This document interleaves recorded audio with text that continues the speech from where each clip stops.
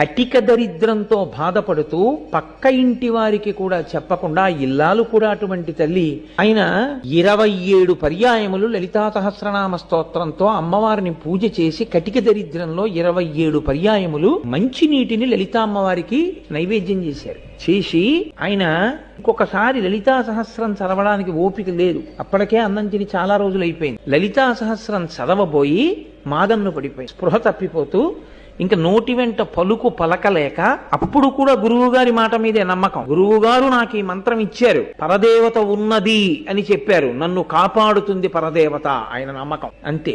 ఆయన సొమ్మసిల్లిపోయారు పూజామందిరం. పరదేవత నిజంగా వచ్చి కూర్చుని ఆయన తల ఎత్తి చేత్తో పట్టుకుని పాయసాన్నం తీసి ఆయన నోట్లో పెట్టి పసిబిడ్డకి తినిపించినట్లు తినిపించారు అంతే. ఇక రాఘవనారాయణ శాస్త్రి గారి జీవితంలో వెనక్కి తిరిగి